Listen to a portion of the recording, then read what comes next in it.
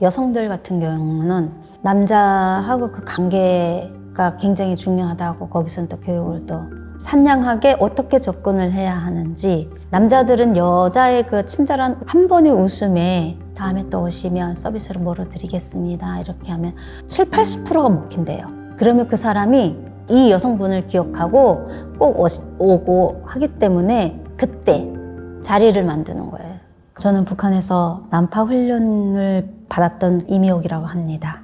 난파 간첩이 될 수도 있겠다는 상상을 한번 그 생각은 한 번도 해본 적 없고, 어릴 때 꿈이 1998년도에 임수경이가 북한을 넘어왔었어요. 그때 제가 초등학교 4학년이었는데 조국 통일을 해야 되겠다, 그래서 군대를 나가야 되겠다 이 생각은 했었어요. 훈련소에 갔을 때는 이제 그게 난파 공작 훈련소라는 거를 모르고 갔었고 알려주지도 않았었으며 모든 거는 비밀리에 그거에 의해서 이제 훈련을 시작을 했는데, 느낌상 이제 받는 게 일반 부대의 그런 훈련이 아니구나라는 거를 직감을 했었고, 저희 일가가 새벽 5시에 기상을 합니다. 30분 동안 자기 자리 관리를 하고 5시 반이면 집합을 하는데, 선글라스 같은 고글을 끼고 저희는 이제 번호별로 운동장을 10바퀴 정도를 달리는 것부터 시작을 해요. 7시에 밥을 먹는데 그 밥 먹는 시간이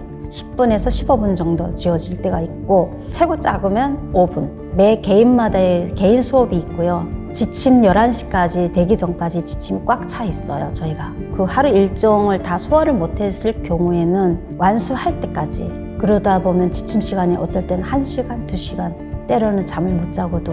가장 힘들었던 거는 진짜 소금 하나 없는 맨몸으로 산에서 일주일 살아보기가 제일 가장 힘들었던 것 같아요. 그리고 낙하 훈련이었었고, 그 다음에 힘들었던 훈련이 이제 잠수 훈련. 기억에서 잊혀지지 않을 정도로 이제 제가 있던 곳은 산속이어서 추웠어요. 여성들 같은 경우는 다른 나라에 갔을 때 그런 서비스업을 하면서도 어떠한 임무를 수행을 해야 한다면 그 서비스업에 대한 일종의 예의범절, 일본, 중국, 러시아, 대한민국, 미국, 유럽 서비스업이 틀린 것들에 대한 것들을 조목조목 알려주거든요. 여성들한테 직접적으로 이제 그런 거를 시켜요. 산량하게 어떻게 접근을 해야 하는지, 어떠한 모습으로 진심인 것처럼 보여질 수 있는지. 만약에 이 손님이 국회의원이다라고 했을 때는 남자들은 여자의 그 친절한 한 번의 웃음에 80%가 넘어온대요. 남자들이 두뇌가 그렇게 좀 되어 있다 하더라고요. 저희는 많이 교육을 시켜요. 이제 따뜻하게 물 한 잔 더 드릴까요? 라고 하면서 이제 뭐가 필요한 거 없냐 이러면서, 혹시 명함 있으시면 명함 주시면 다음에 오시면 더 잘 해드리겠습니다. 이런 식으로도 유도를 하고요. 그 테이블에만 귀를 쫑긋하고 이 사람들이 대화를 엿듣는 거예요. 다음에 또 오시면 서비스로 뭐로 드리겠습니다. 이렇게 하면 70~80%가 먹힌대요. 예, 그러면 그 사람이 진짜 한 달 안에 꼭 온대요. 이 여성분을 기억하고 꼭 오고 하기 때문에 그때 자리를 만드는 거예요.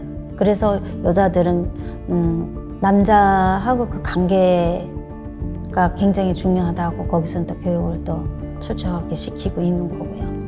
여자들이 좀 독하긴 한데 그래도 내 생명을 버린다라는 거는 참 쉽지 않거든요. 담력 훈련이라고 해가지고 내가 먼저 어떠한 위험성에 처했을 때 대한민국이나 미국이나 이제 특수부대원들은 자기 대원을 구출하기 위해서 먼저 자기 몸을 던지거나 구출 작전이 우선순위인데, 북한 같은 경우에는 구출이 우선이 아니라 자기가 스스로 죽는 것이 우선입니다.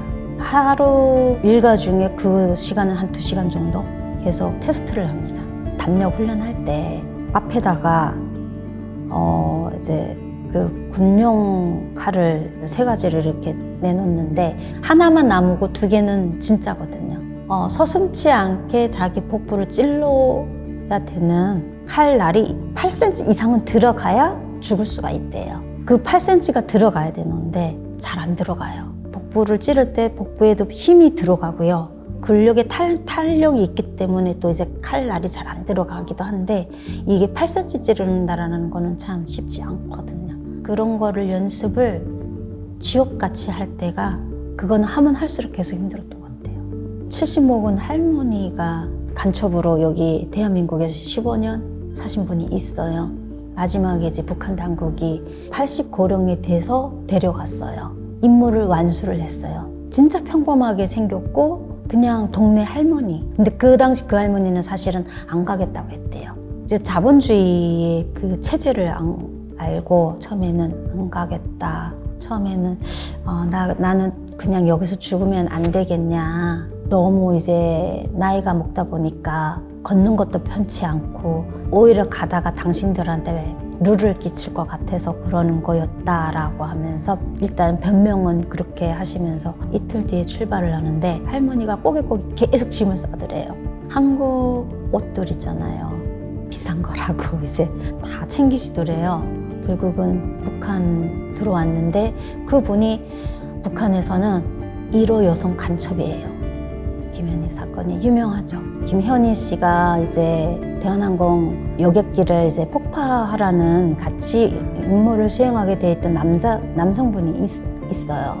남성분은 죽었다고 들었고 김현희 씨만 병원에서 다시 살아남게 돼서 그 당시에는 들은 바가 없었지만 그 당시에 들려주지 않는 이유는 김정일이 지침이었던 것 같아요.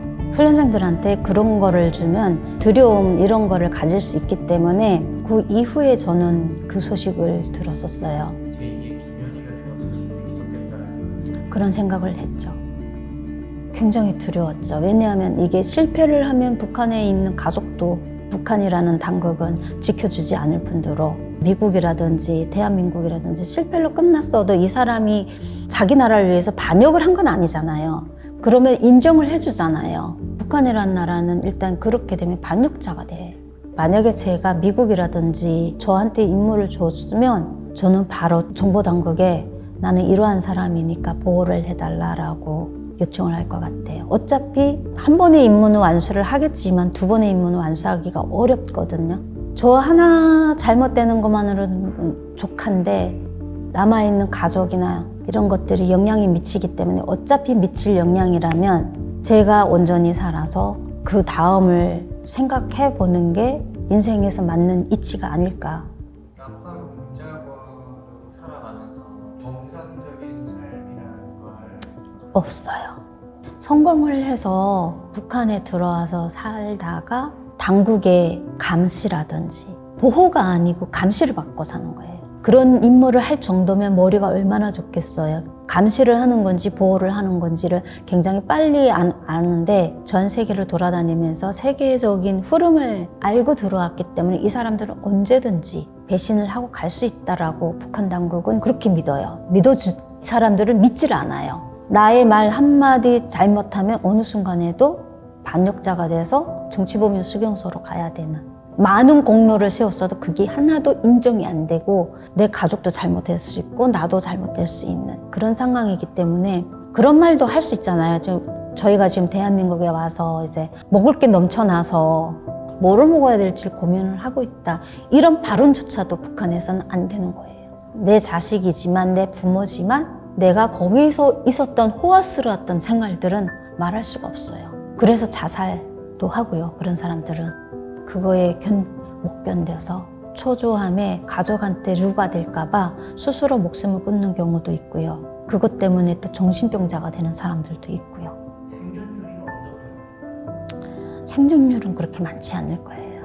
온전한 내 가족이 없이 그런 임무를 수행하기 위해서는 그 남자의 교류가 있어야 한다면 내가 원치 않는 아이도 생길 수도 있고 그 아이 때문에 또 어떠한 길을 어떻게 험악하게 가야 되는지도 목표 없이 진짜 살아야 되는 그런 걸 생각을 하게 되니까 되게 끔찍하더라고요, 제가. 탈북을 하시고 나서 여성에게 주어지는 많은 자유들 정말 많이 느꼈죠. 여성들한테 이런 권리가 있었구나. 근데 우리는 왜 몰랐지? 저는 미국에 가본다면 하고 싶은 게 이게 사람의 복수심이라는 게 어쩔 수 없는 인간인 것 같아요. 저 때문에 저한테서 혈서까지 받아간 그 나라에서 북한이 나한테 발설했던 그런 정보가 그렇게 많지도 않은데 제가 대한민국이라는 이 자유민주주의 국가로 왔다고 해서 저희 엄마하고 저희 오빠를 반역자로 이제 사형을 했잖아요. 그거에 대한 복수심을 저는 꼭 하고 싶고, 네. 북한 정부 기관에 돈을 주거나 식량을 준다고 해서 그 식량이나 그 돈이 고스란히 북한 주민들한테 돌아가진 않아요. 오로지 그거는 다 핵무기, 이렇게 개인들이, 우리가 탈북민들이 여기 와서 북한에 있는 가족을 위해서 저희가 돈도 보내고 그 사람들이 또 거기서 그 돈을 가지고 장사를 하고 경제를 살리잖아요. 북한 당국이 먹여 살리는 건 아니거든요. 인권 단체가 꼭 필요로 하다고 저는 생각을 해요. 정부가 할 수 있는 일은 별도로 따로 있고요.